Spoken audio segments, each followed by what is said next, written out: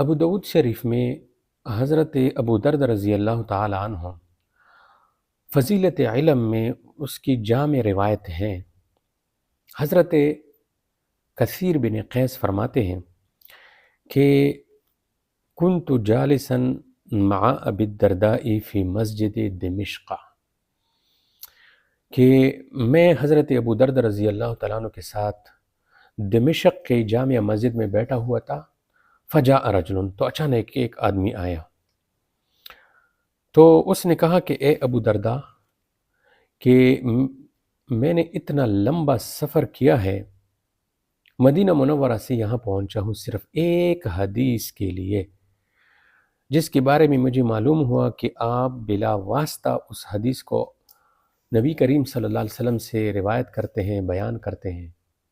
میں اس حدیث کو حاصل کرنے کے لیے آیا ہوں۔ تو ابو درد رضی اللہ تعالیٰ عنہ نے کہا کہ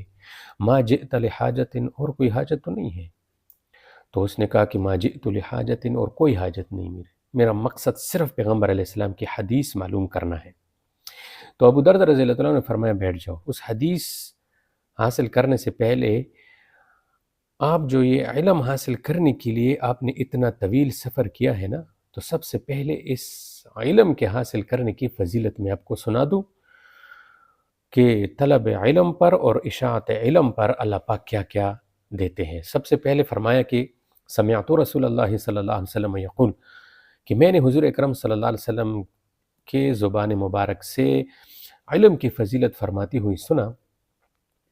کہ آپ علیہ السلام نے ارشاد فرمایا کہ من سلک طریقا یطلب فیہ علما سلک اللہ بہ طریقا من طرق الجنہ، جو دین کے علم حاصل کرنے کے لیے سفر کرتا ہے، اللہ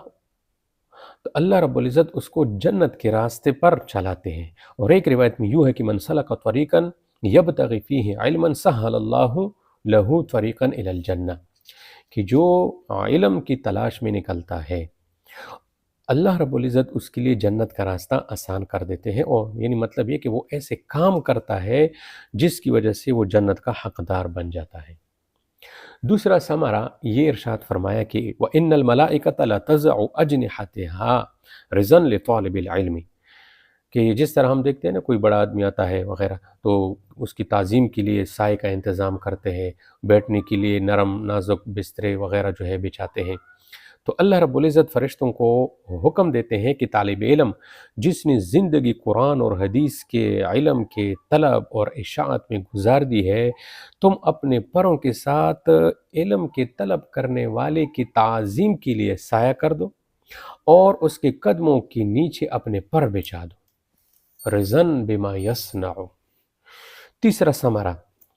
وہ یہ فرمایا کہ وَإِنَّ الْعَالِمَ لِيَسْتَغْفِرَ لَهُ فِي السَّمَاوَاتِ وَمَنْ فِي الْأَرْضِ مَنْ فِي السَّمَاوَاتِ وَمَنْ فِي الْأَرْضِ وَالْحِيتَانُ فِي جَوْفِ الْمَاءِ، کہ اس عالم کے لیے تمام چیزیں جو آسمان اور زمینوں میں رہتی ہے مغفرت اور بخشش کی دعا کرتی ہے، اور مچھلیاں پانی میں اس کے لیے دعا کرتی ہے۔ اور ایک روایت میں حتی النملہ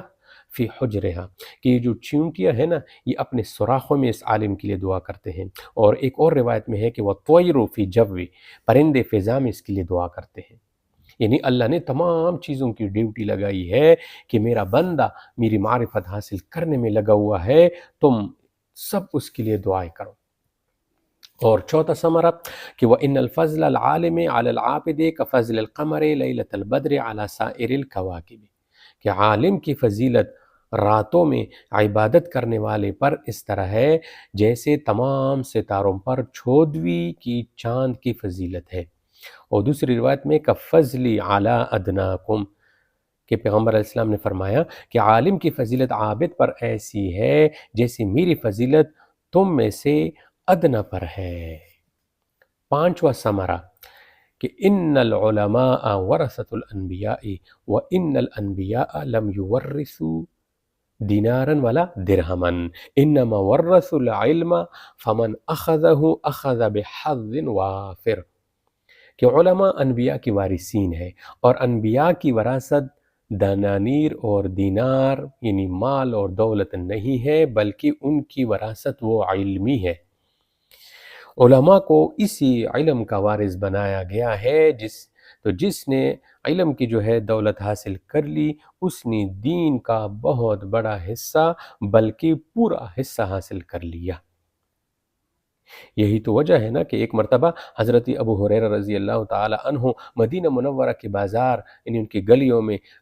گئے اور لوگ دکانوں پر بیٹھے ہوئے تھے، تو فرمایا اے لوگوں تم تو دکانوں پر تجارت میں مشغول ہو اور پیغمبر کا ورثہ تو مسجد نبوی میں تقسیم ہو رہا ہے۔ تو صحابہ اکرام نے دکانیں بند کر دیے، مسجد نبوی میں آئے، منظر دیکھا، نہ دینار ہے اور نہ دنانیر ہے، نہ سونا ہے نہ چاندی، اور نہ کوئی دولت تقسیم ہو رہی ہے، واپس چلے گئے، دکانوں پر بیٹھ گئے۔ تو ابو ہریرہ رضی اللہ عنہ پھر آئے، فرمایا تم تو واپس آ گئے، کہنے لگے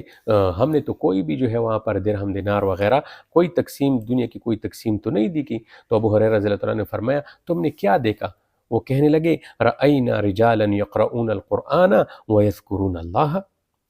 کچھ صحابہ قرآن پڑھ رہے تھے اور کچھ ذکر و اذکار میں جو ہے مشغول تھے۔ تو ابو ہریرہ رضی اللہ عنہ نے فرمایا کہ آپ بھول گئے ہو، ھذا میراث رسول اللہ صلی اللہ علیہ وسلم، کہ پیغمبر کی وراثت تو یہی ہے، پیغمبر کی وراثت تو یہی تھی، اس لیے نبی کا ورثہ وہ قرآن اور حدیث کا علم اور اس پر عمل ہے۔ اللہ ہمیں نبی کریم صلی اللہ علیہ وسلم کا صحیح وارث بنائے۔ علم کا ثواب مرنے کے بعد بھی انسان کو ملتا رہتا ہے، اسی لیے دینی مدارس کے اندر یا تو جو ہے خود چلے جائیں یا جو ہے اپنے اولاد کو